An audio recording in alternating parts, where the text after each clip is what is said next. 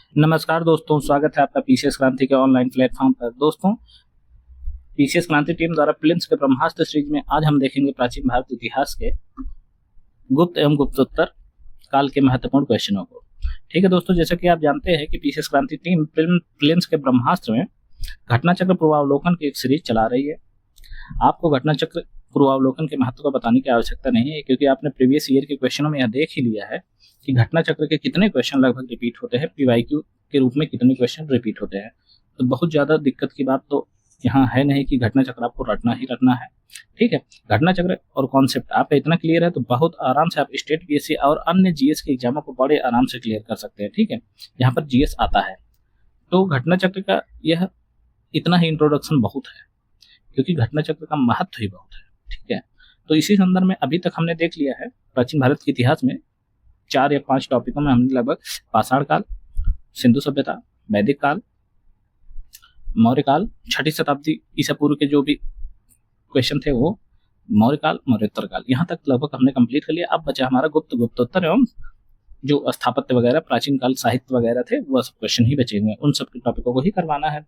ठीक है, तो चलिए शुरू करते हैं बिना देरी किए हुए आज के टॉपिक को। यह है दोस्तों गुप्त एवं गुप्तोत्तर युग। ठीक है, और दोस्तों आपको बता दें कि आजकल जो एग्जाम हो रहे हैं उसमें गुप्त, मौर्य और बौद्ध जैन, यह 2 बड़े इंपॉर्टेंट, यह 3-4 बहुत इंपॉर्टेंट है, जहां से क्वेश्चन बहुत ज्यादा बनते हैं। तो आप यहाँ के हर एक क्वेश्चन को कॉन्सेप्ट के साथ याद कर लीजिए घटना चक्र के। ठीक है, आपको बहुत आराम से, अगर 10 क्वेश्चन देगा, अगर इससे हट के कुछ आया तो कोई नहीं कर पाएगा, सबसे पहली बात। और इसमें से मैक्सिमम आएगा तो कम से कम 5, 6, 7 क्वेश्चन आप करने की स्थिति में रहेंगे। ठीक है, तो टारगेट यही होना चाहिए, बहुत ज्यादा आपको टारगेट भी नहीं बनाना हिस्ट्री में। जैसे कि 25 क्वेश्चन आ रहे थे, अगर आप 16-17 क्वेश्चन सही कर ले जा रहे हैं तो बहुत है। ठीक है, क्योंकि इससे ज्यादा तो हिस्ट्री में सही भी नहीं होता है। तो दोस्तों चलिए शुरू करते हैं गुप्त एवं गुप्तोत्तर युग के क्वेश्चन को। ठीक है, तो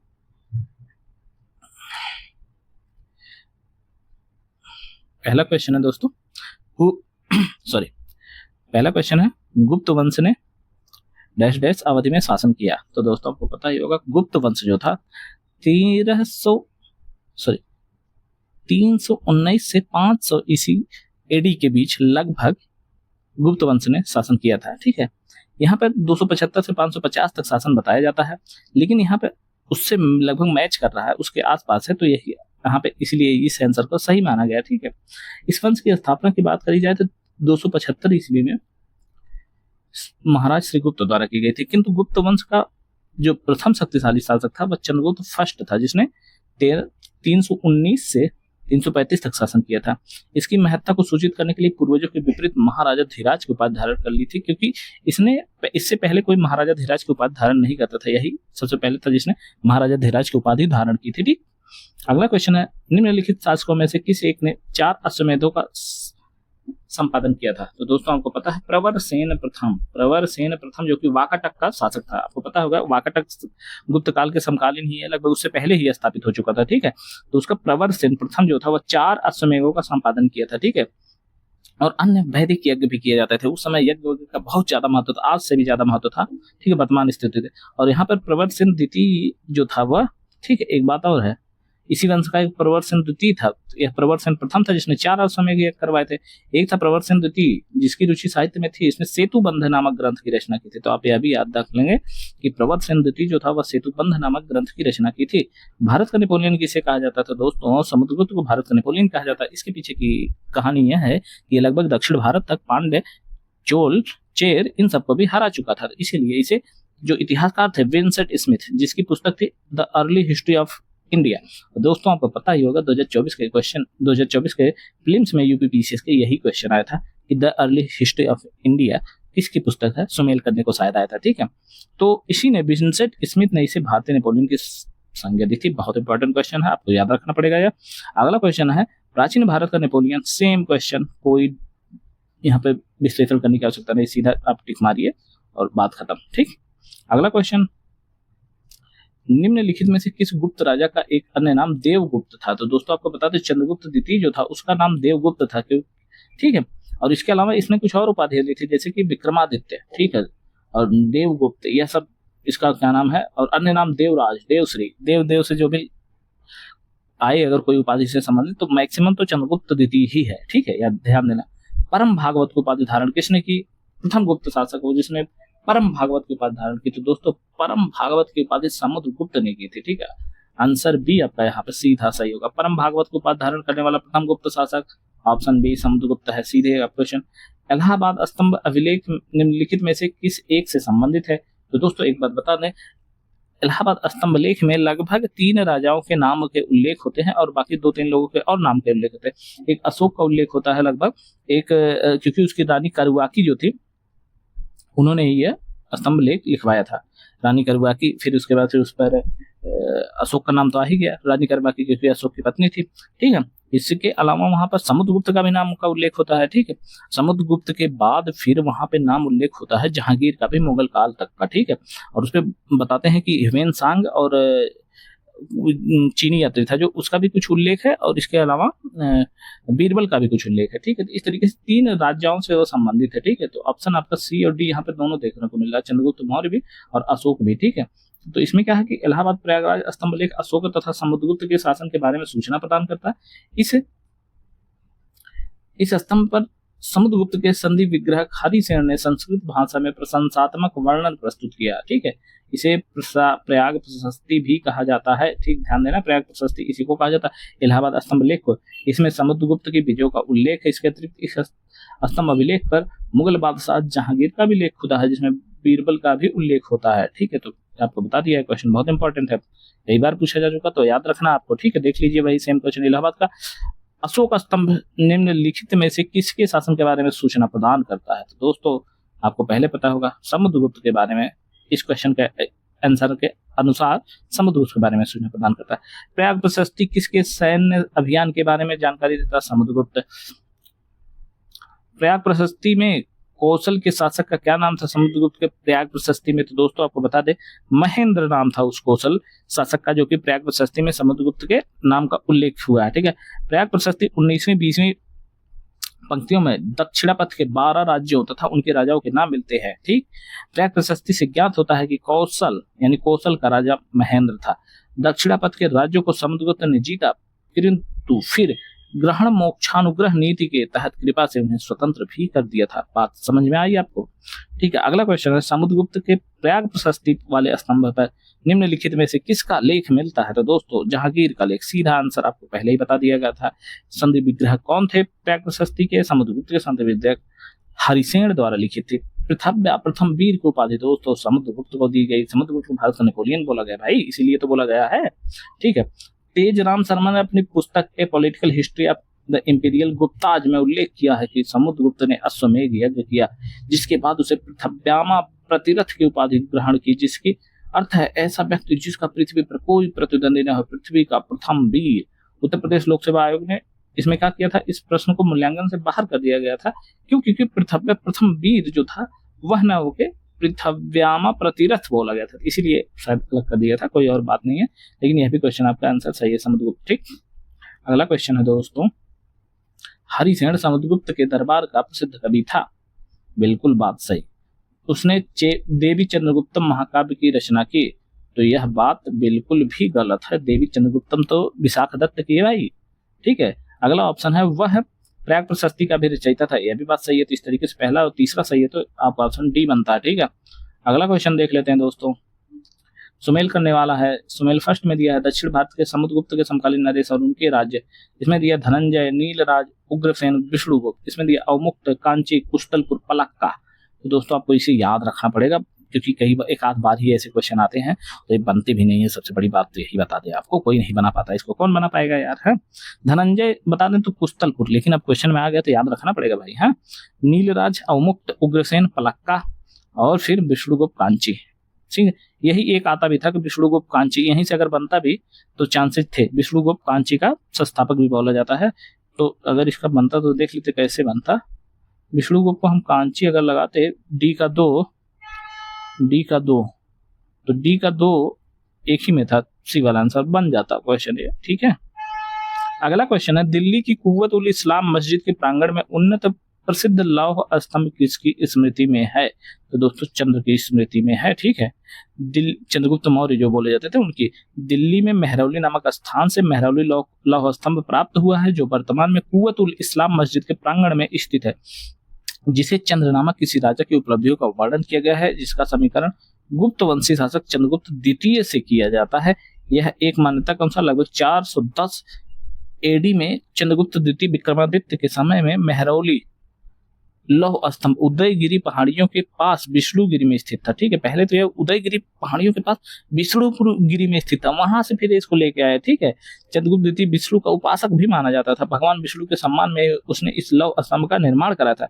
इस स्तंभ के शीर्ष भाग पर भगवान विष्णु के वाहन गरुड़ का चिन्ह अंकित है। बहुत इंपॉर्टेंट है भाई, ठीक है, यह क्वेश्चन बहुत इंपॉर्टेंट, गरुड़ का चिन्ह स्थित है, ठीक है। आपको एक बात और बता दें, हम वहीं पर केवल व्याख्या करते हैं जहाँ पे क्वेश्चन फिर बनने के चांसेस होते हैं, बहुत ज्यादा व्याख्या इसीलिए नहीं करते, ठीक है। यहाँ से फिर बन सकता है कि यहाँ पे कौन से जो मेहरौली का लौह स्तंभ उस पर किसका चिन्ह अंकित है, यह भी याद रखना, ठीक है।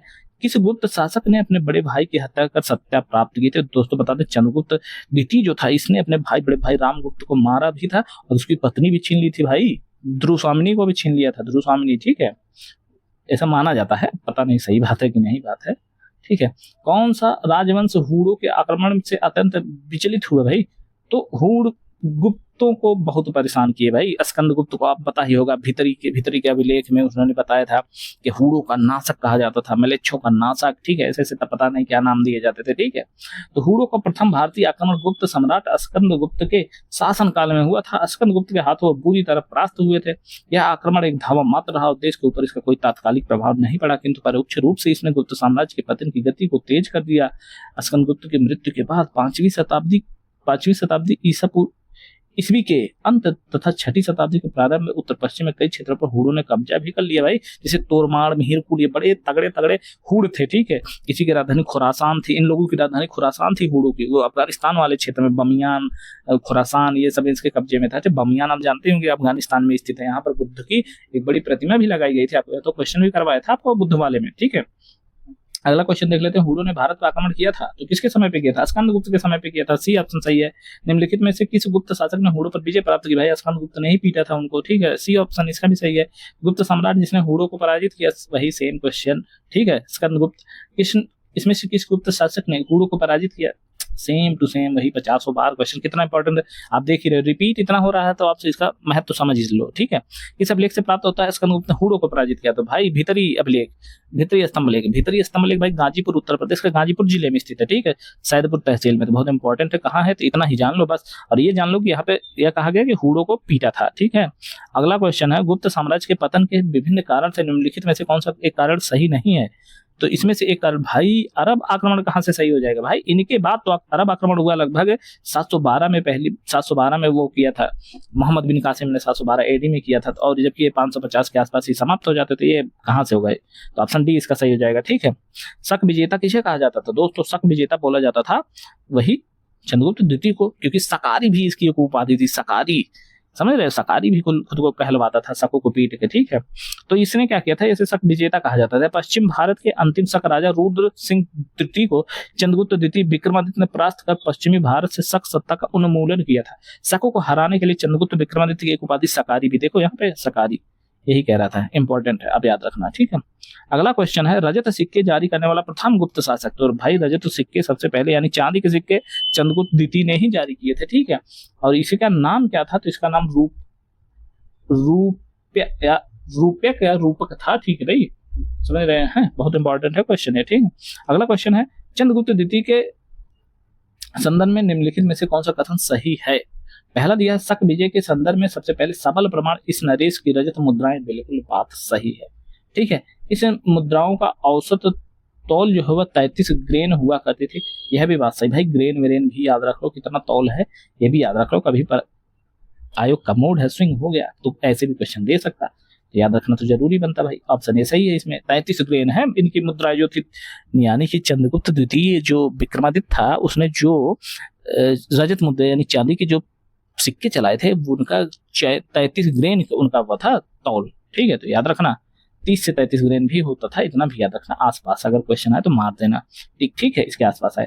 शकों पर विजयोपरांत चंद्रगुप्त द्वितीय ने निम्नलिखित में से किस धातु के सिक्के प्रचलित किए थे? भाई चांदी के, रजत के, ऑप्शन बी सही है। प्रसिद्ध चीनी यात्री फाहियान ने किसके शासनकाल में भारत की यात्रा की थी? तो दोस्तों चंद्रगुप्त द्वितीय के शासनकाल में, चंद्रगुप्त द्वितीय विक्रमादित्य के शासनकाल में फाहियान आया था, ठीक है।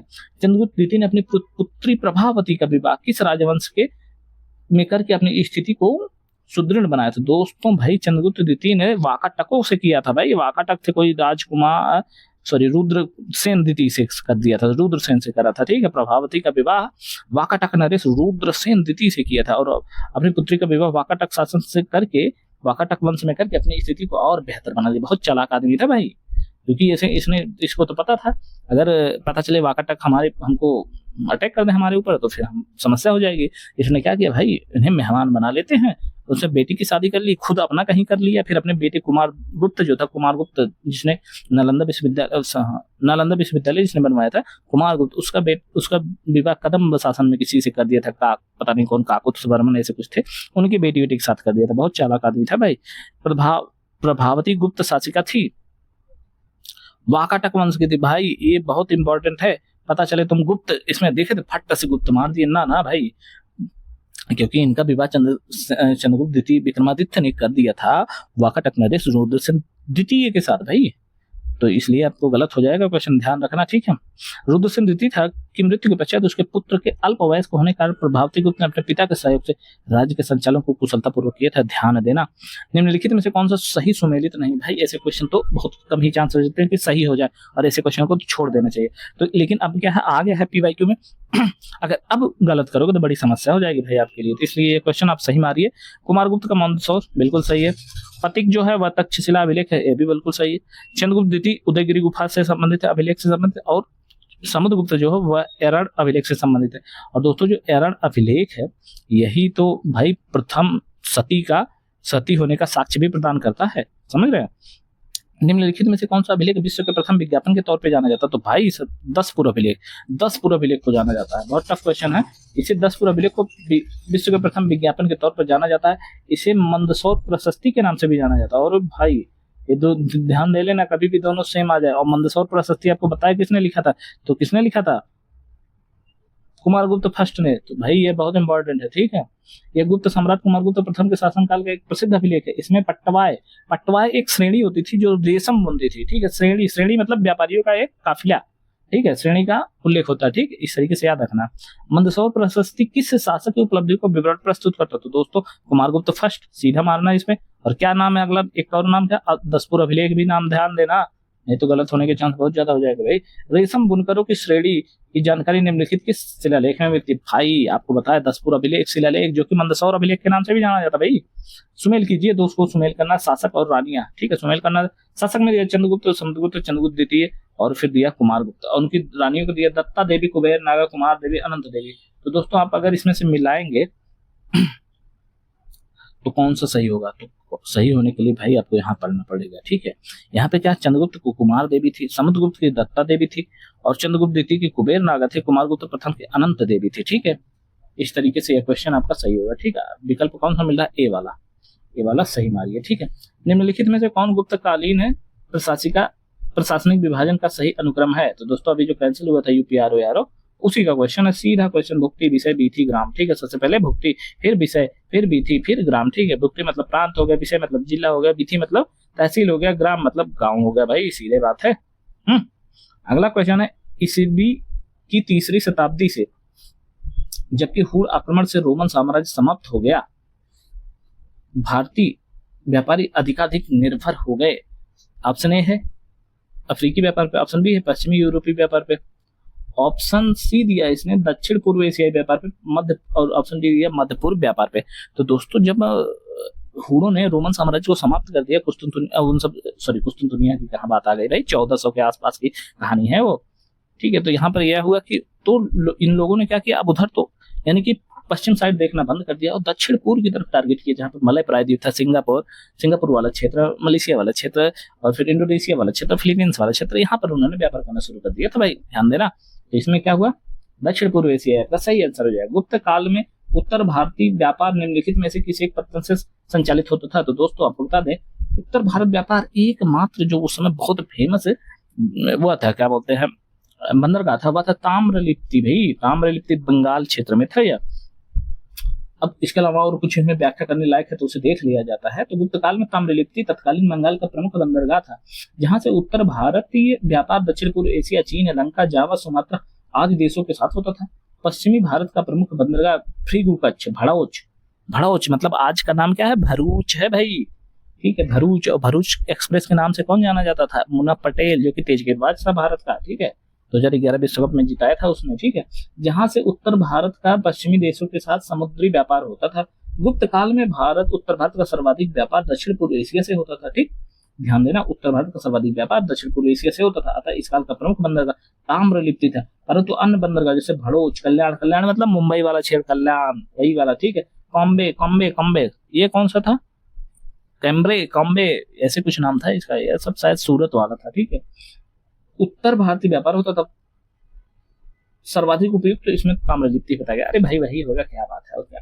अगला क्वेश्चन देख लेते हैं, निम्नलिखित में से कौन सा बंदरगाह गुप्त काल में उत्तर भारतीय व्यापार के लिए उपयोग किया जाता था। तो कौन किया जाता था भाई, ताम्रलिप्ति किया जाता था, तांबे भी किया जाता था, कल्याण भी किया जाता था। इसमें से ये बिहार का जो वो है सिस्टम है, उसमें भाई ये वाला क्वेश्चन फिट बैठेगा, समझ लेना, थोड़ा ध्यान देना, नहीं तो गलत हो जाता है।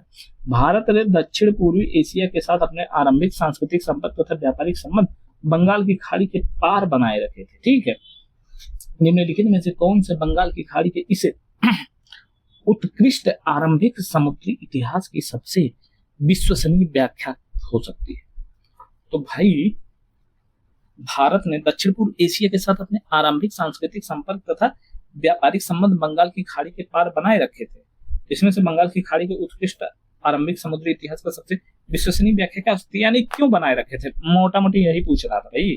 तो ऑप्शन दिया है, प्राचीन काल तथा मध्य काल में भारत के पास दूसरों की तुलना में अति उत्तम पोत निर्माण तकनीकी थी। इस उद्देश्य के लिए दक्षिण भारतीय शासकों ने व्यापारियों, ब्राह्मण, पुजारियों तथा बौद्ध भिक्षुओं का सदा संरक्षण दिया गया। बंगाल की खाड़ी में चलने वाली मानसूनी हवाओं ने समुद्री यात्राओं को सुगम बना दिया।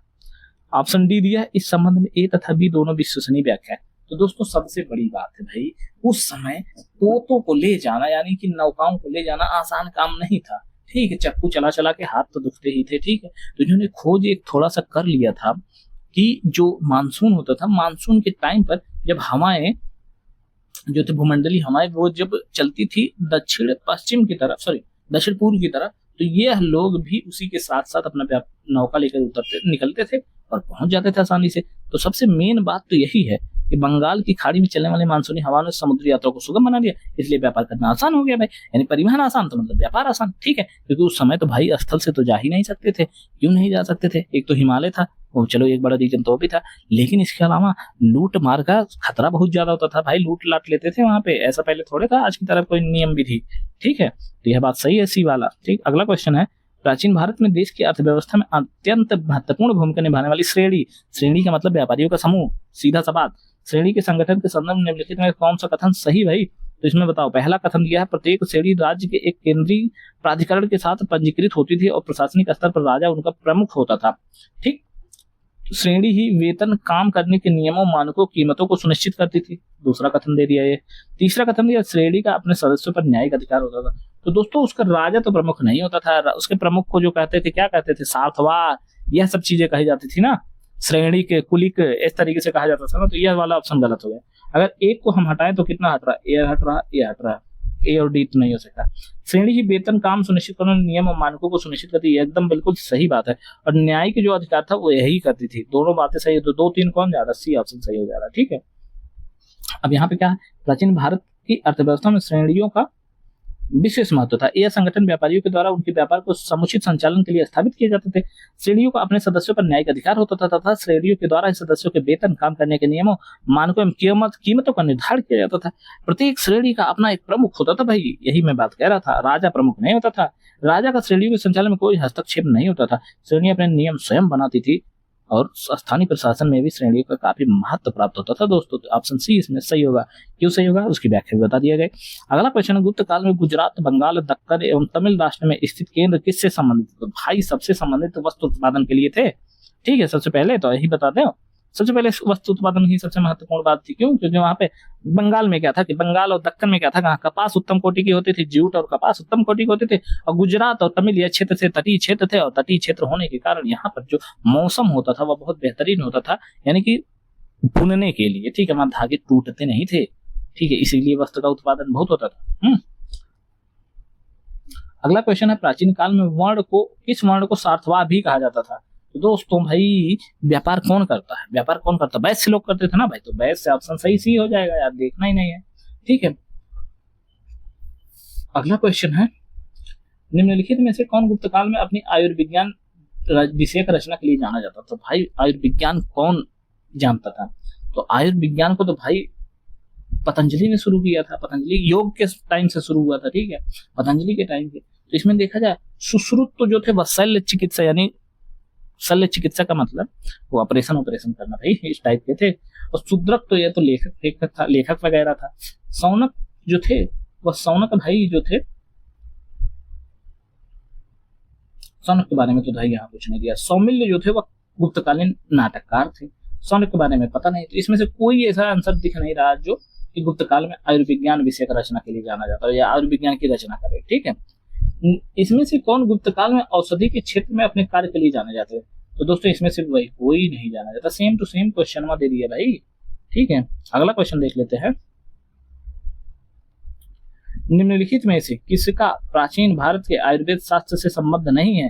तो दोस्तों भास्कराचार्य का नहीं है, क्योंकि धन्वंतरी, चरक, सुश्रुत की शल्य चिकित्सा, चरक की चरक संहिता, धन्वंतरी का आयुर्वेद, ये सब बड़े इंपॉर्टेंट थे। और चंद्रगुप्त विक्रमादित्य के नवरत्नों में से एक थे धन्वंतरी भाई, ठीक है, तो याद रखना आपको। उन्होंने सिद्धांत शिरोमणि नामक ग्रंथ की रचना करी थी भास्कराचार्य ने। एक खगोलज्ञ एवं गणितज्ञ थे, और चरक कनिष्क के राज्य वैद्य थे। चरक संहिता की रचना की थी उन्होंने, ठीक है। और चरक एवं सुश्रुत भी आयुर्वेद के लिए विख्यात थे, लेकिन टाइम काल अलग अलग था, ठीक है। लीलावती के लेखक कौन है? तो दोस्तों लीलावती के लेखक एक भास्कराचार्य है, जो कि खगोलज्ञ एवं गणितज्ञ दोनों थे भाई। लीलावती की रचना प्रसिद्ध गणितज्ञ एवं खगोल शास्त्री भास्कराचार्य ने की। यह गणित विषय का महत्वपूर्ण ग्रंथ है। संस्कृत भाषा में काव्यात्मक शैली में श्लोकबद्ध है। संस्कृत भाषा में काव्यात्मक शैली में लिखा भाई, समझ रहे? गणित विषय काव्यात्मक शैली में लिखना कितनी बड़ी बात होती है, आप समझ लो भाई। वस्तुतः लीलावती भास्कराचार्य द्वारा रचित ग्रंथ सिद्धांत शिरोमणि का एक भाग ही है, यानी कि सिद्धांत शिरोमणि जो लिखी थी लीलावती उसी का भाग है, याद रख लो। यह भी क्वेश्चन कभी भी बना सकता है योग, ठीक है। प्राचीन कालीन भारत में हुई वैज्ञानिक प्रगति के संदर्भ में से कौन सा कथन सही है? प्रथम शती ईस्वी में विभिन्न प्रकार के विशिष्ट शल्य औजारों का उपयोग आम था। तीसरी शती ईस्वी के आरंभ में मानव शरीर के आंतरिक अंगों का प्रत्यारोपण चालू हो गया था, शुरू हो गया था, ठीक। पांचवी शती ईस्वी में कोण की ज्या का सिद्धांत ज्ञात हुआ। सातवीं सदी में चक्री चतुर्भुज का सिद्धांत ज्ञात था। तो दोस्तों ये सबसे पहली बात, ये जो अंगों का प्रत्यारोपण है अब ढंग से तो अभी नहीं हो पा रहा, तब कहां से हो पाता? तो यह क्वेश्चन अगर आप दो काट दीजिए कौन बच रहा है? यह तो कट जा रहा है, ऑप्शन सी आपका सही हो जा रहा है, ठीक है।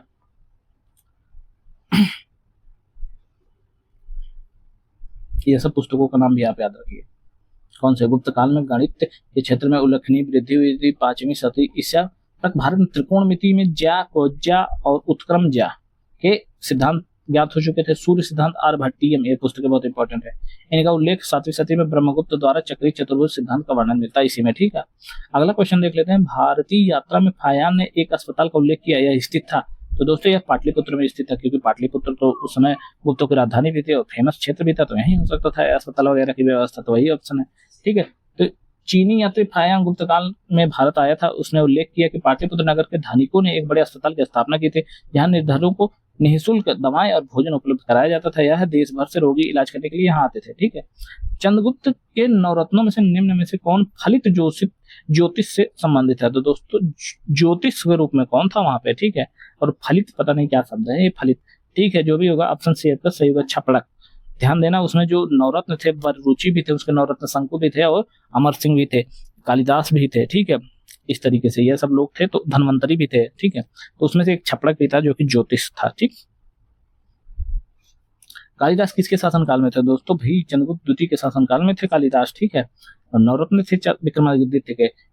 अगला क्वेश्चन है, इनमें से किसने पहली बार यह व्याख्या की थी कि पृथ्वी अपनी धुरी पर घूमने के कारण प्रतिदिन सूर्योदय एवं सूर्यास्त होता था। तो दोस्तों सबसे पहले किसने करी थी? सबसे पहले करी थी आर्यभट्ट ने ही। लेकिन इसको बताया फिर कापरनिकस, टॉलमी, इन सब ने व्याख्यायित ज्यादा किया तो उन लोगों का नाम पहले हो गया। ठीक है, अगला क्वेश्चन है, अधोलिखित में से कौन गुप्तकालीन स्वर्ण की मुद्रा? तो दोस्तों गुप्तकालीन स्वर्ण की मुद्रा को दीनार बोला जाता था। ठीक है, इंपॉर्टेंट था। और दैनिक क्रय विक्रय में कौड़ियों का उपयोग होता था, फायान ने यह बताया था। ठीक है, अगला क्वेश्चन है, गुप्त स्वर्ण मुद्रा को कहा जाता है? तो दीनार कहा जाता है। सेम टू सेम वही क्वेश्चन है भाई। अगला क्वेश्चन देख लेते हैं, गुप्तकालीन रजत मुद्राओं को नाम दिया जाता था? तो गुप्तकालीन रजत मुद्राओं को रूपक या रूप्यक बोला जाता था। चंद्रगुप्त विक्रमादित्य जो कि चलाया था सर्वाधिक, ठीक है, उसने। और स्वर्ण मुद्राओं को क्या बोला जाता था? दिनार बोला जाता था, याद रखना। और ये सर्वाधिक मुद्राएं जो थी, स्वर्ण मुद्राएं, वह कहाँ प्राप्त होती? राजस्थान के बयाना जिले में सर्वाधिक स्वर्ण मुद्राएं प्राप्त होती गुप्तकालीन की। अभी याद रखना, महत्वपूर्ण क्वेश्चन है। निम्नलिखित में से किस गुप्त शासक ने सर्वप्रथम सिक्के जारी किए थे स्वर्ण के? सर्वप्रथम सिक्के जारी किए थे, स्वर्ण के नहीं, सर्वप्रथम सिक्के जारी किए थे भाई चंद्रगुप्त प्रथम ने जारी किया था। श्रीगुप्त जो उसका संस्थापक था गुप्त, उसका तो छोटा सा कार्यकाल था, तो कहाँ से भाई ये सब करता वो? इसीलिए तो जो महत्वपूर्ण राजा था सेकंड वाला चंद्रगुप्त प्रथम, उसने ही सब करवाया ये सब। ठीक है, तो आप यही याद रखिएगा। अगला क्वेश्चन है, गुप्त काल के निम्नलिखित संस्कृत नाटकों में स्त्री को और शूद्र बोलते थे? तो भाई संस्कृत नाटकों में स्त्री और शूद्र बोलते थे, तो कौन सी भाषा बोलते थे भाई? अच्छा ये बताइए, आप उनको पढ़ना लिखना नहीं देंगे, उस पर तमाम प्रकार के प्रतिबंध लगा देंगे, तो संस्कृत तो नहीं बोल पाएगा ना भाई। वहां पे उस समय की स्थानीय भाषा ही बोलेगा ना। तो स्थानीय भाषा कौन सी थी गुप्त काल में? प्राकृत थी, तो प्राकृत ही बोलेगा। ऑप्शन बी आपका सही है इसमें। ठीक है, उच्च वर्ण के लोग देखो संस्कृत बोलते थे, भाई ये लोग पढ़े लिखे थे। ठीक है, अगला क्वेश्चन है, सती प्रथा का प्रथम अभिलेखी साक्ष्य प्राप्त हुआ? तो भाई एरड़ से प्राप्त हुआ। और एरड़ किसका? किससे संबंधित? समुद्रगुप्त का अभिलेख है। ठीक है, 510 ईस्वी का अभिलेख है। गोपराज नामक सेनापति की पत्नी के सती होने का इसमें अभिलेख प्राप्त हुआ। एरड़ मध्य प्रदेश में है, ध्यान देना। गुप्त संवत की स्थापना किसने की थी? भाई गुप्त संवत की स्थापना चंद्रगुप्त प्रथम ने की थी। ठीक है, 1300 जब यह 319 एडी जब यह पहली बार गद्दी पर बैठा था, तभी इसने गुप्त संवत चालू कर दिया था। ठीक है, अब यह क्वेश्चन है, सूची को सुमेल करना। पहली सूची दिया सम्राट, दूसरी सूची दिया है विरुद्ध, मतलब कि उनकी उपाधि क्या है। ठीक है, अशोक को क्या बोला जाता था? अशोक को प्रियदर्शन बोला जाता था। समुद्रगुप्त को क्या बोला जाता? पराक्रमांक बोला जाता था। चंद्रगुप्त द्वितीय को विक्रमादित्य बोला जाता था। स्कंदगुप्त को विक्रमादित्य बोला जाता था। इस तरीके से आपका जो भी मैच हो वो मैच करवा लिए। सी मिल रहा है तो सी में आप ऑप्शन दीजिए। ठीक है, वही देख लिए, प्रियदर्शन, पराक्रमांक, विक्रमादित्य, क्रमादित्य। ठीक है, नगरों का क्रमिक पतन किस काल की एक महत्वपूर्ण विशेषता थी? तो दोस्तों नगरों का क्रमिक पतन है। पतन मतलब समाप्ति। मतलब देखो मौर्य काल से लेके सातवाहन और ये सब तो बड़े बड़े नगर वगैरह बना दिए थे, लेकिन इसके बाद फिर क्या हुआ कि इनका समाप्ति होने लगी। फिर एक दो बार तो आप देखे होंगे कि सबसे पहले हड़प्पा सभ्यता में नगर वगैरह बने थे, फिर उसके बाद फिर समाप्त हो गया था। फिर ये लोग बनाए मौर्य काल वाले ये लोग महाजनपद मौर्य काल वाले लोग, लेकिन गुप्तों ने फिर इसको खत्म कर दिया, मतलब एकदम नेस्तनाबूद कर दिया। ठीक है, तो इसमें कौन सा होगा? गुप्त काल इसका आंसर है।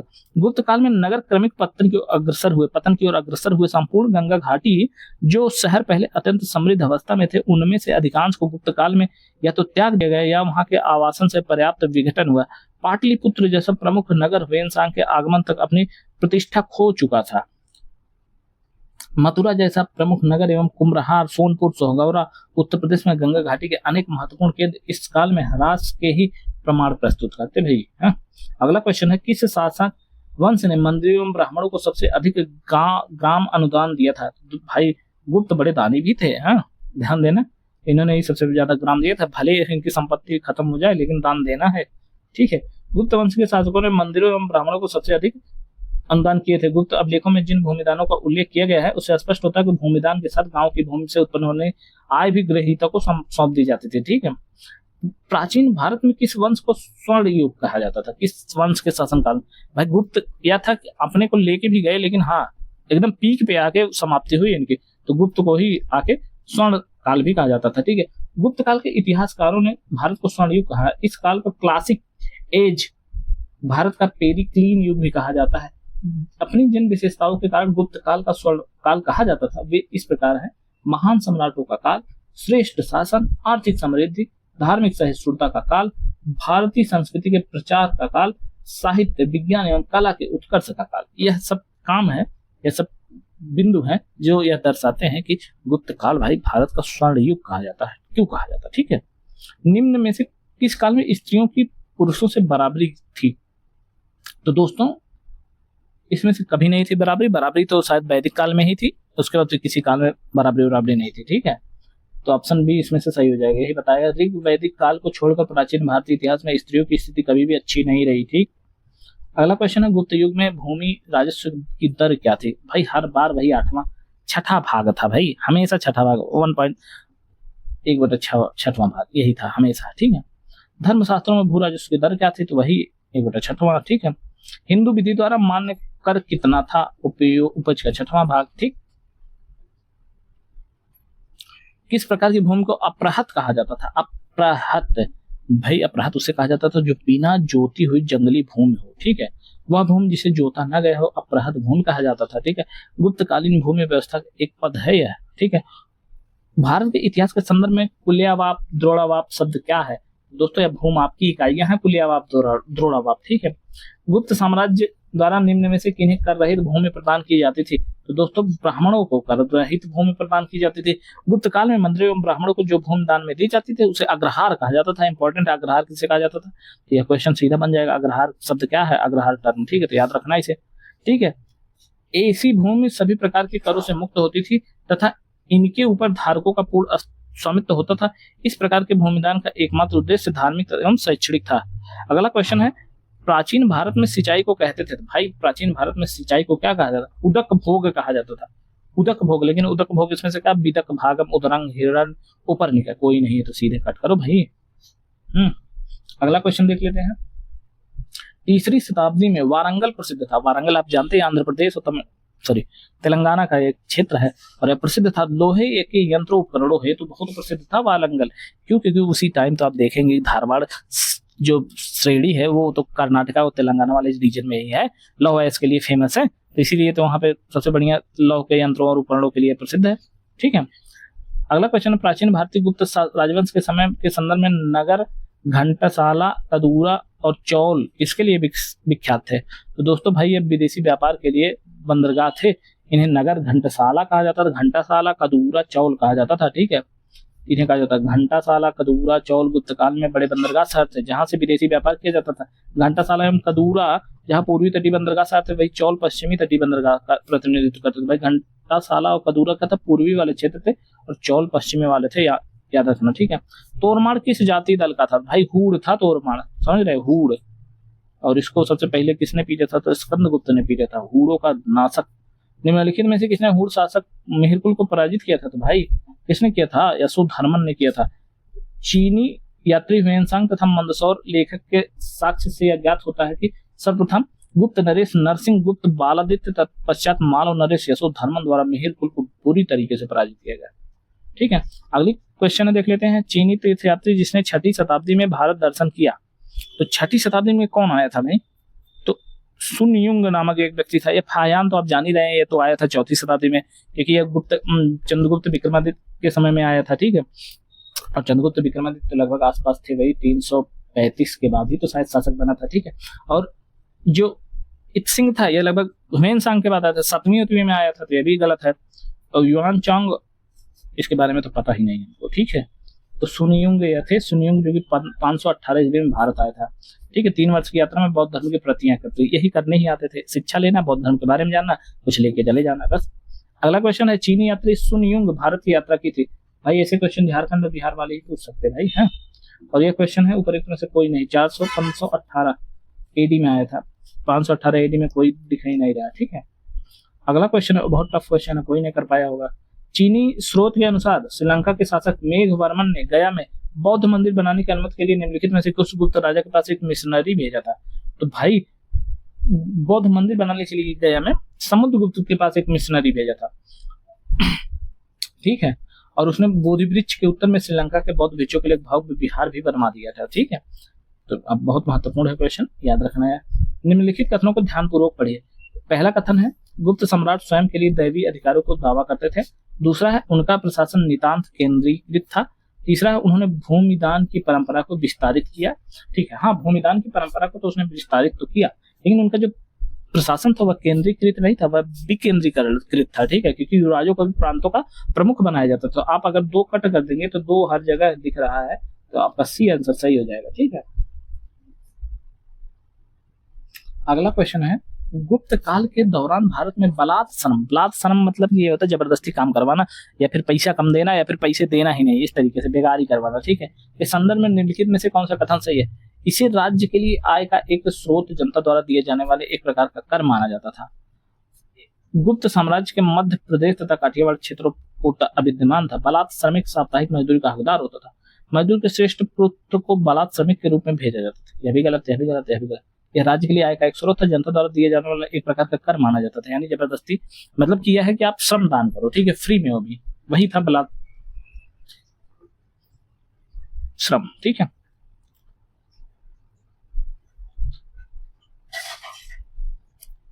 कहा जाता है कि शतरंज का खेल उद्भूत हुआ था, ओरिजिनेट हुआ था। तो भाई शतरंज कहाँ से हुआ था? भारत में ही हुआ था शतरंज भाई, ऑप्शन डी सही है, ठीक है। महाभारत में इसे चतुरंग बोला जाता था, ठीक।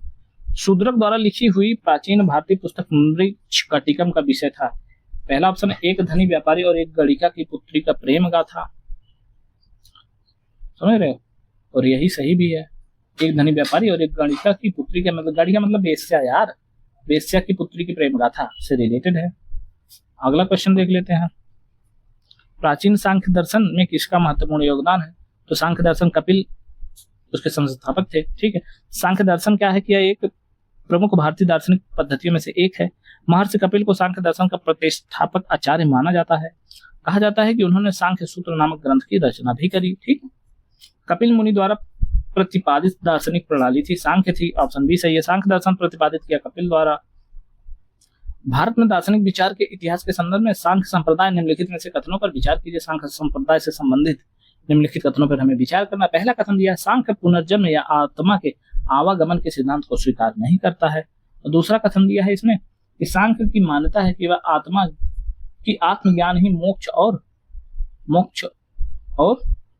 जाता है, न कि कोई बाह्य प्रभाव अथवा कारक, ठीक है। तो इसमें से बात है, यह बात तो बिल्कुल सही है, यह बात बिल्कुल सही है। जबकि यह जो सांख्य दर्शन में पुनर्जन्म आत्मा का आगमन के सिद्धांत को स्वीकार करता है, स्वीकार करता है। ऑप्शन बी इसमें आपका सही हो जाएगा, ठीक है।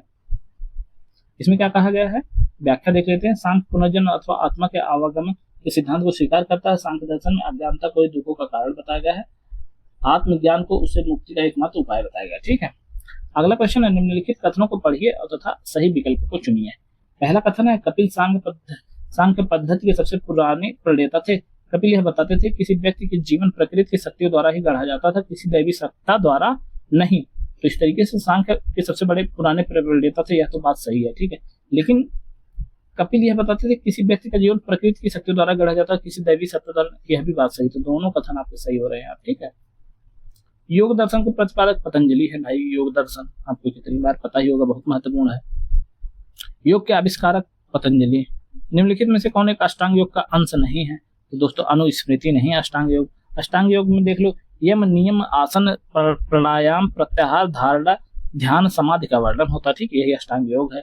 महाभाष्य के लेखक पतंजलि समसामयिक थे। तो दोस्तों भाई ये पुष्यमित्र शुंग के शासनकाल से संबंधित है, ठीक है। नव्य न्याय संप्रदाय स्कूल के संस्थापक कौन थे? भाई ये गंगेश और श्रीधर दोनों लोग थे, गंगेश और उदयन दोनों लोग थे, बी और डी दोनों सही होंगे, ठीक है, गंगेश और उदयन। मिथिला के प्रसिद्ध तर्कवादी उदयन या उदयनाचार्य न्याय दर्शन के प्रख्यात विद्वान थे।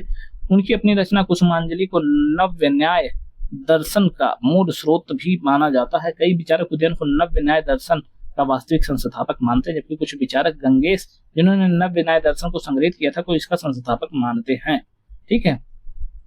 जब तक जीवित रहो सुख से जीवित रहो, चाहे इसके लिए ऋण ही लेना पड़े, क्योंकि शरीर को भस्मीभूत हो जाने पर यह पुनरागमन नहीं होता है। पुनर्जन्म को निश्चित करने वाली यह उत्पत्ति किसकी?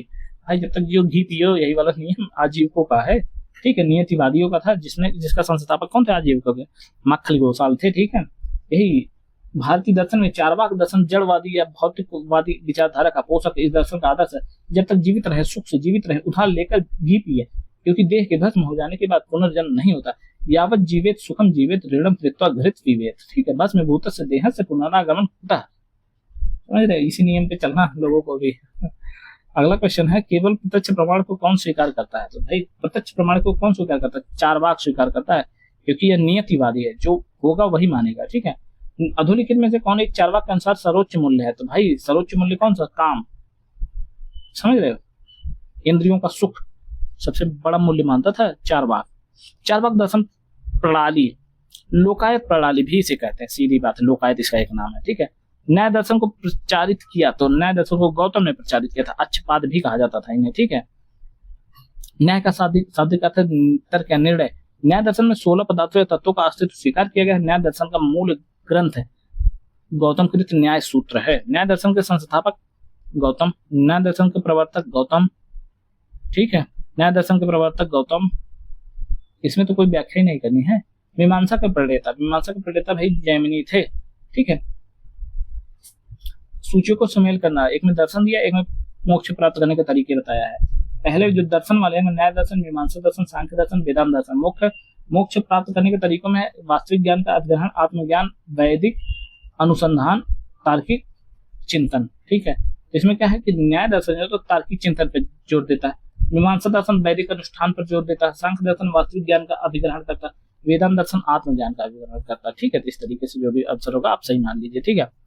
निम्नलिखित में से कौन युग्म दर्शन प्रचारक सुमेलित नहीं? वैशेषिक के पतंजलि, न्याय के गौतम सुमेलित है, मीमांसा के कड़, उत्तर मीमांसा के कपिल, यह तीन के तीनों सही, यही बी वाला ऑप्शन सही, ठीक है आपका। वैशेषिक के कड़ाद है, न्याय के गौतम है, पूर्व मीमांसा के जैमिनी है, और वेदांत यानी उत्तर मीमांसा के बादरायण है, ठीक है। कर्म का सिद्धांत संबंधित है, तो दोस्तों कर्म का सिद्धांत मीमांसा से संबंधित है। कर्म का सिद्धांत मीमांसा दर्शन से संबंधित है, इसे पूर्व मीमांसा, कर्म मीमांसा या धर्म मीमांसा भी कहते हैं। मीमांसा के प्रखर आचार्य कुमारिल भट्ट को, जिनकी गणना भारतीय दर्शन के मूर्धन्य आचार्यों में की जाती थी, और उन्होंने अपने प्रमुख तर्कों से बौद्ध धर्म तथा दर्शन का खंडन करके वैदिक धर्म तथा दर्शन की पुनः प्रतिष्ठा की, पूर्व मीमांसा और वेदांत के बीच की श्रृंखला माना जाता था, ठीक है। निम्न में से किस दर्शन का मत है कि वेद शाश्वत है? भाई वेद शाश्वत है किस धर्म का? मीमांसा का, समझ रहे? मीमांसा दर्शन वेद धर्म को शाश्वत माना जाता है। पूर्व मीमांसा धर्म में वेद के कर्मकांड भाग पर विचार किया गया, उत्तर मीमांसा में वेद के ज्ञान कांड पर भाग पर विचार किया गया। अपूर्व का सिद्धांत संबंधित है, तो दोस्तों अपूर्व का सिद्धांत मीमांसा से संबंधित, अपूर्व का सिद्धांत मीमांसा दर्शन से संबंधित है। मीमांसा दर्शन एक अदृश्य शक्ति की कल्पना की गई, जो कर्म उसके परिणाम के बीच अलौकिक कड़ी है, इसे अपूर्व कहा जाता है। अपूर्व का वह शाब्दिक अर्थ है कोई नई वस्तु जो पहले नहीं जानती होती, अथवा वह जो पहले नहीं था, ठीक है। निम्न में से किस दर्शन ने परमाणु सिद्धांत का प्रतिपादन किया? भाई तो परमाणु सिद्धांत का प्रतिपादन वैशेषिक ने किया था। वैशेषिक दर्शन के अनुसार सृष्टि का निर्माण अणु से हुआ। महर्षि कणाद इस दर्शन के प्रवर्तक माने जाते हैं। अगला क्वेश्चन है, निम्न में से किस भारतीय परमाणुवाद का जनक माना जाता है? तो कणाद को माना जाता है भाई वैशेषिक वाले। अगला क्वेश्चन है, निम्न युगों में से कौन सा एक भारतीय षड दर्शन का भाग नहीं है? तो दोस्तों लोकायत एवं कपालिक, सांख्य, योग, न्याय, वैशेषिक, मीमांसा, वेदांत, यही लोकायत और कपालिक नहीं है, ठीक है। आंसर सी सही होगा। निम्न में से कौन नास्तिक विचारधारा से? तो नास्तिक विचारधारा से भाई बौद्ध वाले हैं, क्योंकि यह ईश्वर को नहीं मानते हैं, ठीक है। लोकायत दर्शन किसे कहा जाता था? चारवाकों को लोकायत भी बोला जाता था। अद्वैत दर्शन के संस्थापक, तो दोस्तों अद्वैत दर्शन के संस्थापक शंकराचार्य थे। अद्वैत दर्शन के संस्थापक आदि शंकराचार्य हैं। आदि शंकराचार्य ने प्रस्थानत्रयी, जिसमें उपनिषद, ब्रह्मसूत्र, भगवत गीता पर भाष्य लिखकर अद्वैतवाद का समर्थन किया। ब्रह्मसूत्र पर उनका भाष्य ब्रह्मसूत्र भाष्य कहलाता, ठीक है। बहुत इंपॉर्टेंट है, नोट डाउन कर लेंगे आप, ठीक है, यह याद रखेंगे। शंकर के दर्शन को कहा जाता था अद्वैतवाद कहा जाता है। प्रच्छन्न बौद्ध कहा जाता है, शंकर को ही बोला जाता है, ठीक है। इसका कारण यह है कि शंकराचार्य अद्वैत दर्शन के प्रणेता तथा हिंदू धर्म के प्रख्यात दार्शनिक थे। बौद्ध धर्म की कई संकल्पनाओं को अपने दर्शन में शामिल करने के कारण उन्हें प्रच्छन्न बौद्ध कहा गया, ठीक है। निम्नलिखित में से अद्वैत वेदांत के अनुसार किसके द्वारा मुक्ति प्राप्त की जा सकती है? अद्वैत वेदांत के मतलब यही कि ज्ञानी बनो तभी मुक्त होगे, नहीं तो मुक्त नहीं होगे, इसलिए पढ़ना जरूरी भाई। हाँ, मुक्ति चाहिए तो पढ़ना जरूरी है। अद्वैत वेदांत के अनुसार अद्वैत वेदांत में ज्ञान मार्ग को मोक्ष का साधन स्वीकार किया जाता है। उसकी मान्यता यह है कि केवल ज्ञान से ही मुक्ति मिलती है।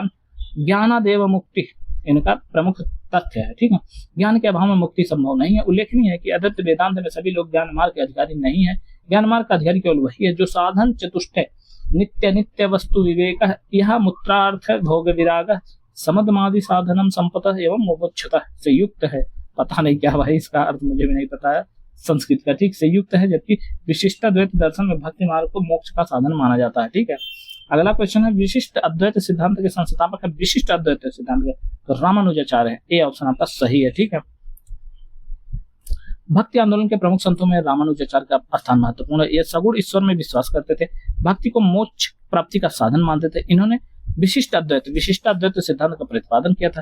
रामानुजाचार्य का विशिष्ट अद्वैत दर्शन शंकराचार्य का अद्वैत दर्शन के विरोध में एक प्रतिक्रिया है। शंकराचार्य ने ब्रह्मा को सत्य तथा जगत को मिथ्या बताया है, जबकि रामानुजाचार्य ने जीव आनंदमय स्वयं प्रकाशमान एवं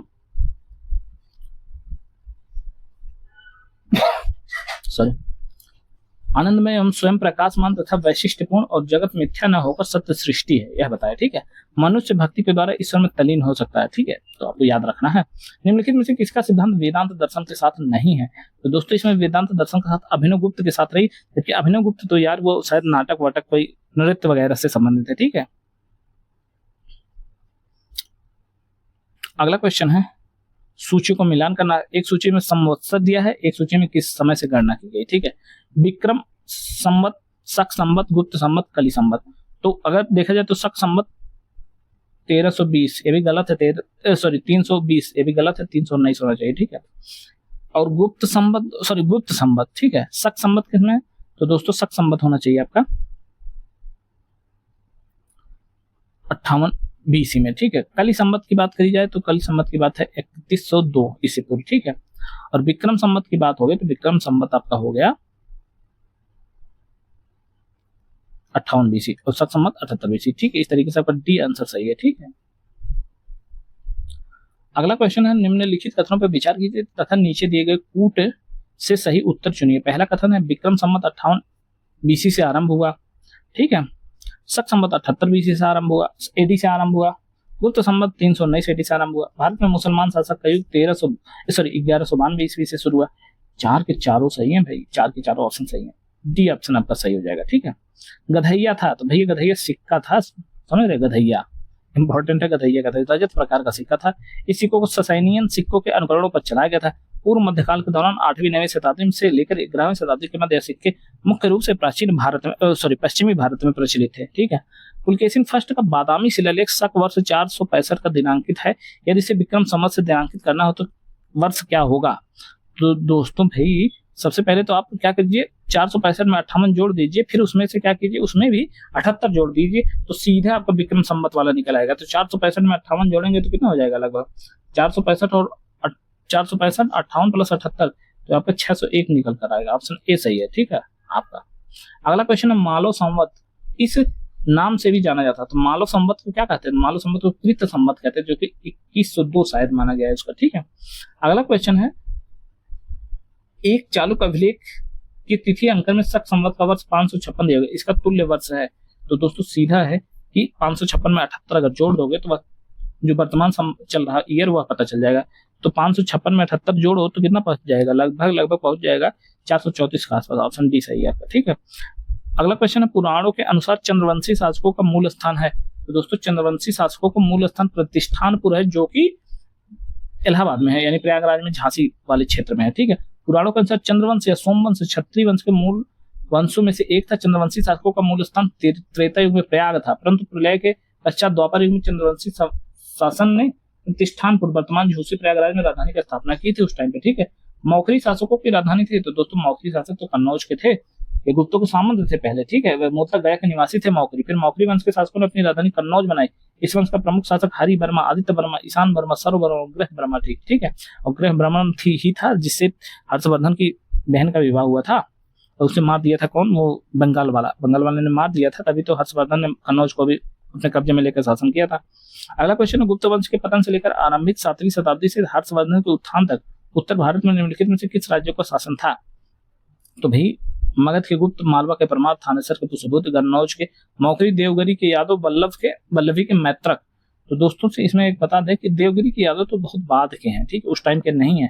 इसको अगर हटाते हो 5वां तो हर जगह से 5वां एक अवसर हटेगा। ठीक है, मगध के गुप्त भी थे, मालवा के परमार भी थे। ठीक है, मालवा के परमार भी नहीं थे उस टाइम पे, अभी बाद के ही परमार लोग। थानेश्वर के पुष्यभूति थे और मौखरी भी थे। ठीक है, मौखरी भी हो गए और वल्लभी के मैत्रक होते। इस तरीके से 1 3 4 6 आंसर सही है। ऑप्शन बी सही। ठीक है, अगला क्वेश्चन देख लेते हैं वर्धन राजवंश की स्थापना किसने की थी? वर्धन राजवंश का संस्थापक पुष्यभूति था। ठीक है, हर्ष के समय सूचनाएं किसकी पुस्तकों में नहीं था? हर्ष के समय की सूचनाएं भाई कौन से संबंध?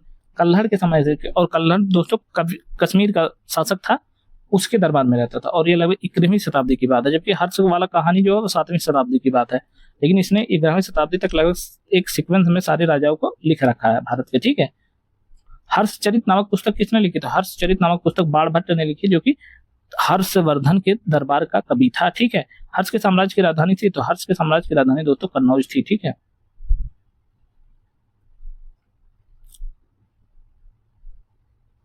अगला क्वेश्चन देख लेते हैं। सम्राट हर्ष ने अपनी राजधानी थानेश्वर से कहां स्थानांतरित की थी? कन्नौज स्थानांतरित की थी। सम्राट हर्षवर्धन 2 महान धार्मिक सम्मेलन का आयोजन करवाया था, एक कन्नौज में करवाया था, एक प्रयाग में करवाया था, समझ रहे हो। अन्य धर्मों से महायान की उत्कृष्टता सिद्ध करने के लिए हर्ष ने कन्नौज में विभिन्न धर्म एवं संप्रदाय के आचार्यों की एक विशाल सभा बुलवाई। चीनी साक्ष्यों के अनुसार इस सभा में 20 देशों के राजा अपने देशों के प्रसिद्ध ब्राह्मण, श्रमणों, सैनिकों, राजपुरुषों आदि के साथ उपस्थित हुए थे। इस सभा की अध्यक्षता ह्वेन-सांग ने की थी, बहुत इंपॉर्टेंट है, ठीक है। साथ ही हर्ष के समय प्रति 5वें वर्ष प्रयाग के संगम क्षेत्र में एक समारोह का आयोजन किया जाता था, जिसे महामोक्ष परिषद कहा गया, और ह्वेन-सांग स्वयं छठे समारोह में उपस्थित था, जिसमें 18 देशों के राजा भी सम्मिलित हुए थे, समझ रहे हो। उत्तर प्रदेश में वह स्थल जहां पर हर्षवर्धन ने बौद्ध महासम्मेलन आयोजन किया था, तो प्रयाग में किया था और कन्नौज में भी किया था, ठीक है। अगला क्वेश्चन है, नर्मदा नदी पर सम्राट हर्ष के दक्षिणावर्ती अग्रगमन को रोका था, पुलकेशिन द्वितीय ने रोका था, और यह बात कहां पता चली थी? यह बात पता चली थी उसके ऐहोल प्रशस्ति से, ठीक है, ऐहोल प्रशस्ति से यह बात पता चली थी। अगला क्वेश्चन है, निम्नलिखित शासकों में किसने हर्षवर्धन को पराजित किया था? तो पुलकेशिन द्वितीय, ठीक है। अगला क्वेश्चन है, चालुक्य पुलकेशिन द्वितीय के हर्ष पर विजय का वर्ष था? तो दोस्तों 618, और जबकि इसका शासनकाल ही 609 से लेकर 607 से लेकर 647 तक लगभग हर्ष का शासनकाल ही है, ठीक है। अगला क्वेश्चन है, कभी बाढ़ निवासी था? बाणभट्ट जो था वो निवासी कहाँ का था?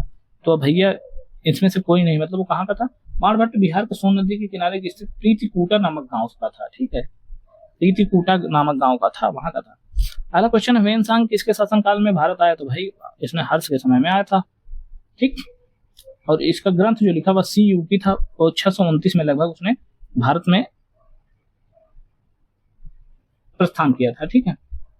अगला क्वेश्चन है, हर्षवर्धन के शासनकाल में किस चीनी यात्री ने भारत की यात्रा की थी? ह्वेन-सांग ने की थी, सीधा आंसर है इसका, कोई इधर उधर करने की आवश्यकता नहीं। अगला क्वेश्चन देख लेते हैं, भारत की यात्रा करने वाले चीनी यात्री युआन चांग, भाई अच्छा ये देख लो, युआन चांग जो है वही ह्वेन-सांग है भाई। हम लोग तो जानते थे कोई दूसरा नाम, ऐसा नाम तो कभी पढ़ा ही नहीं था, तो ये इंपॉर्टेंट भाई, युआन चांग को ह्वेन-सांग बोला जाता है। तत्कालीन भारत की सामान्य दशाओं और संस्कृति का वर्णन है किया है, इस संदर्भ में निम्नलिखित में से कौन सा कथन सही है? पहला है, सड़क और नदी मार्ग लूट मार्ग से पूर्णतः सुरक्षित थे। दूसरा है, जहां तक अपराधों के लिए दंड का प्रश्न है, अग्नि, जल एवं विष द्वारा सत्य परीक्षा किया जाना ही किसी भी व्यक्ति की निर्दोषता अथवा दोष के निर्णय के साधन थे। तो दोस्तों यह भी कथन आपका सही है, ठीक है। अगला क्वेश्चन है, व्यापारियों को नौघाटों और नौकाओं पर शुल्क देना पड़ता था? बिल्कुल सही, ये दोनों कथन सही है, लेकिन यह कहो कि लूट मार कब नहीं होता था यार, हमेशा होता है, तो ये क्वेश्चन गलत ही है, तो आपका बी आंसर सही हो जाएगा, ठीक है। हर्ष के दरबार में ह्वेन-सांग के एक दूत के रूप में किसने भेजा था? भाई हर्ष के दरबार में किसी ने ह्वेन-सांग को दूत के रूप में नहीं भेजा था, दूत के रूप में आया ही नहीं था, ये तो आया था बौद्ध धर्म की शिक्षाओं को ग्रहण करने, यानी बौद्ध धर्म पर रिसर्च करने एक तरीके से, ठीक है, दूत तो नहीं था भाई ये। अगला क्वेश्चन है, कौशे शब्द का प्रयोग किया गया? तो कौशे शब्द किसके लिए प्रयोग किया? रेशम के लिए किया गया भाई, बहुत इंपॉर्टेंट है, ठीक है। अगला क्वेश्चन है, चीनी यात्री ह्वेन-सांग किस विद्यालय में अध्ययन किया? भाई चीनी यात्री ह्वेन-सांग उस समय कौन टॉप पे था? गुप्त काल में। तो गुप्त काल में भाई, गुप्त काल के टाइम पे कौन टॉप पे था, कौन बेहतर विश्वविद्यालय था? तो भाई आप जानते हैं नालंदा ही था, जिसे कुमारगुप्त फर्स्ट ने करवाया था, तो वहीं आया था, ठीक है। और उस समय के शासक जो थे नालंदा का वह शीलभद्र थे, यह भी पूछा जाता है, ठीक है। वह बंगाल पहले गया, फिर उड़ीसा, फिर धानकटक, फिर कांची भी गया था भाई, यहाँ भी गया था। धानकटक आप जान लो, धानकटक अमरावती वाले क्षेत्र में है, बहुत इंपॉर्टेंट क्वेश्चन है, भी पूछा गया एक बार। आज भी भारत में ह्वेन-सांग को याद करने का मुख्य कारण क्या है? तो भाई उसका CU की रचना है, क्योंकि जो उसकी रचना थी CU की कही जाती है, उसी के कारण तो याद है वो आज हमें। चीनी यात्री जिसने भीनमाल की यात्रा की थी, भाई कौन सा चीनी यात्री था जिसने भीनमाल की यात्रा की थी? वो इतसिंह ने की थी। अरे भीनमाल कहाँ है भाई? ये भीनमाल शायद राजस्थान में है, ठीक है। यात्रियों का राजकुमार भी इसे बोला जाता था भाई ह्वेन-सांग को, याद रखना। CU की नामक यात्रा विवरण निम्नलिखित में से किससे जुड़ा हुआ था? भाई यह जुड़ा हुआ ह्वेन-सांग से। अगला क्वेश्चन है, चीनी यात्री इत्सिंग ने बिहार का भ्रमण किया था? तो भाई बिहार का भ्रमण उसने किया था 671 BC में, ठीक है, AD में, तो इसमें से कोई नहीं इसका आंसर सही होगा, ठीक है। अगला क्वेश्चन, निम्नलिखित में से कौन सा उपवाक्य उत्तर हर्षकालीन स्रोतों के प्राय हुंडी के स्वरूप को परिभाषित करता है? तो भाई हुंडी जो था वह विनिमय पत्र था। विनिमय पत्र का मतलब लेन देन का पत्र, यानी कि हमने आपको इतना रुपया दिया या इतना धन दिया या फिर इतना वस्तु दी, अब आप हम इसके रूप में हमें इतना रुपया देंगे। विनिमय का लेन देन होता था, ठीक है। महत्वपूर्ण है यह। चीनी लेखक भारत का उल्लेख किस नाम से करते थे? भाई चीनी यात्री बहुत इंपॉर्टेंट, इंतु कहते थे भारत को। चीनी वाले क्या बोलते थे? चीनी वाले इंतु बोलते थे, थियांतु या इंतु, ठीक है। नालंदा विश्वविद्यालय के विनाश का कारण था, तो भाई नालंदा विश्वविद्यालय के विनाश का बहुत बड़ा कारण मुसलमान थे, क्योंकि आप जानते हैं 1192 में लगभग बख्तियार खिलजी ने आके इसको तोड़ा ताड़ा था, ठीक है। तुर्क थे जो तुर्क मुसलमान, ठीक है। भारत में सबसे प्राचीन बिहार है, तो भारत में सबसे प्राचीन बिहार नालंदा वाला ही है भाई, जो गुप्त काल में बना था। नालंदा कहाँ पर स्थित है? नालंदा भाई बिहार में स्थित है, और कहाँ स्थित होगा? अगला क्वेश्चन है, गुप्तोत्तर युग में प्रमुख व्यापारिक केंद्र था, तो गुप्तोत्तर युग में कन्नौज बहुत बड़ा राजा था, इसी वजह से तो कन्नौज का त्रिपक्षीय युद्ध हुआ था, पालों में, गुर्जर प्रतिहार और राष्ट्रकूटों में, इसी के कारण हुआ था भाई। अगला क्वेश्चन है, दो कथन कारण दिए हैं। कथन में दिया सामंतवाद का विकास गुप्तोत्तर काल की कृषक संरचना की प्रमुख विशेषता थी, ठीक है। अगला कथन है, इस काल में भूस्वामी, मध्यस्थ वर्ग, आश्रित एवं आश्रित कृषक वर्ग अस्तित्व में आया, ठीक है। यह भी बात सही, ये दोनों कथन कारण सही व्याख्या कर रहे हैं एकदम, ठीक है। ऑप्शन ए सही होगा इसका। अगला क्वेश्चन है, चीनी तीर्थयात्री फाहियान ने कनिष्क द्वारा आयोजित की गई चतुर्थ महान बौद्ध परिषद में भाग लिया था। कनिष्क द्वारा कराई गई चतुर्थ, वो भाई करवाई गई थी 101 BC में, और यह कब आया था? यह शायद 101 AD में करवाई गई थी, और यह आया था भाई 335-35 के आसपास आया था, मतलब चंद्रगुप्त विक्रमादित्य सेकंड के टाइम पे आया था। तो कहाँ से जाएगा भाई? पहला गलत हो जाएगा। चीनी तीर्थयात्री वेनसांग हर्ष से मिला और उसे बौद्ध धर्म का प्रतिरोधी पाया। नहीं भाई, वह तो बौद्ध धर्म को बहुत उत्कृष्ट कराया उसने। देख रहे हो, दो चीजें प्रयाग में तो उसने बौद्ध महा सम्मेलन करवाया था, तो ये कहां से प्रतिरोधी पाता है? यह भी गलत है, तो दोनों ऑप्शन इसके गलत है, डी सही हो जाएगा। अगला क्वेश्चन है दोस्तों, कथनों पर विचार करना। एक है, फाहियान एक चीनी यात्री तीर्थयात्री था जो हर्ष के शासनकाल में आता। भाई गलत है, फाहियान चंद्रगुप्त फर्स्ट के समय में, चंद्रगुप्त द्वितीय के समय में शासनकाल में आता है। अगला कथन है, वेनसांग एक चीनी बौद्ध भिक्षु थे जिन्होंने चंद्रगुप्त द्वितीय के शासनकाल में। यह भी गलत है भाई, दोनों गलत है, उपरोक्त में से कोई नहीं। अगला क्वेश्चन है, निम्नलिखित में से कौन सही सुमेलित नहीं है? फाहियान 399 से 414, वेनसांग 629 से 645, इत्सिंग 669 से 600, अल मसूदी 957। तो इसमें देखा जाए जो अल मसूदी है वह 915 से हुआ, इत्सिंग 671 से हुआ, वेनसांग 629 में आया था, और ये 402 में आया था फाहियान। इसमें से तो कईयों नहीं मिले, केवल यही मिल रहा है, बाकी यह भी नहीं मिल रहा है, यह भी नहीं मिल रहा है, यह भी नहीं मिल रहा है, तो इसका क्या ही आंसर दिया जाएगा भाई। अगला क्वेश्चन है, निम्नलिखित कथनों पर विचार कीजिए तथा नीचे दिए गए कूट से सही उत्तर चुनिए। पहला कथन है, मुल्तान के सूर्य मंदिर का उल्लेख वेनसांग, आबू जैद, अल मसूदी तथा अल बरूनी ने किया। बिल्कुल बात सही, हर जगह इसका नाम है मुल्तान का सूर्य मंदिर, ठीक है। और अगला है, सांबपुर यात्रोत्सव सूर्य पूजा से संबंधित है। यह भी बात सही, तो दोनों कथन इसके सही, ठीक है। भारतीय इतिहास के संदर्भ में निम्नलिखित कथनों में से कौन से सामंती व्यवस्था के अनिवार्य तत्व हैं?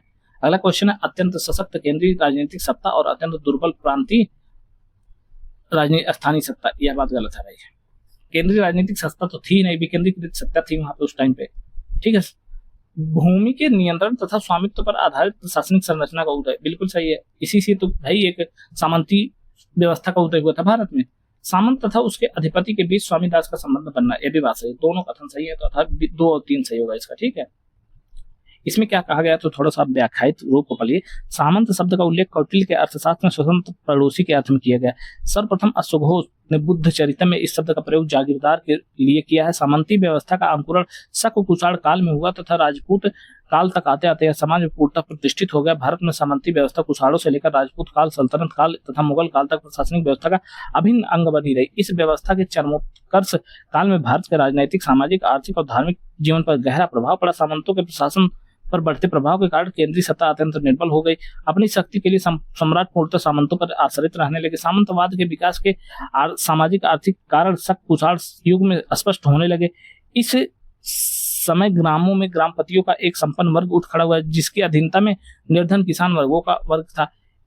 इसके साथ ही विदेशी जातियों ने कुलीन शासक वर्ग का स्थान ग्रहण कर लिया। इस प्रकार स्वामी सामंत संबंध का विकास हुआ। भारतीय सामंती व्यवस्था यूरोपीय सामंती व्यवस्था से भिन्न थी। भारत में भूमि पर राज्य की स्वामित्व पाया जाता था, अतः सामंती व्यवस्था से भूमि के नियंत्रण तथा स्वामित्व वाली प्रशासनिक व्यवस्था का उदय हुआ। ठीक है, इससे अगला क्वेश्चन है, निम्नलिखित कथनों में से कौन सा 8वीं शताब्दी के संत शंकराचार्य के बारे में सही नहीं है? तो इसमें दिया है, पहला कथन दिया है, उन्होंने भारत के विभिन्न क्षेत्रों में 4 धाम स्थापित किए। यह बात सही है। उन्होंने बौद्ध एवं जैन धर्म के विस्तार पर रोक लगाई। हाँ बिल्कुल, क्योंकि उन्होंने हिंदू धर्म का उत्थान करने का प्रयास किया था अपने अद्वैतवाद सिद्धांत के कारण। इन्होंने प्रयाग को तीर्थराज का नाम दिया, यही गलत है, प्रयाग को तीर्थराज का नाम नहीं दिया था। ठीक है, तो आपका ऑप्शन सी हो जाएगा इसमें। ठीक है, अगला क्वेश्चन है, आदि शंकराचार्य जो बाद में शंकराचार्य में उनका जन्म हुआ था, केरल में हुआ था भाई उनका जन्म। अगला क्वेश्चन, आदि शंकराचार्य द्वारा 4 मठ कहाँ? श्रृंगेरी, द्वारका, जोशीमठ, प्रयाग में नहीं।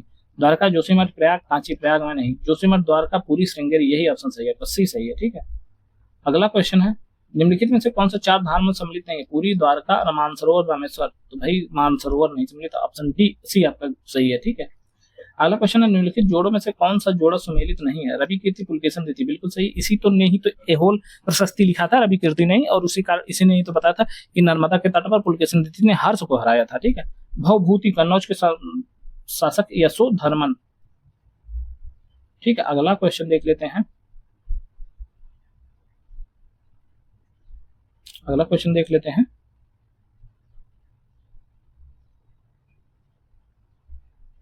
तो दोस्तों यह था हमारा पूरा, यहाँ तक क्वेश्चन लगभग समाप्त हो गए सारे के सारे। ठीक है, अब अगला टॉपिक हम गुप्तोत्तर काल के बाद का देखेंगे।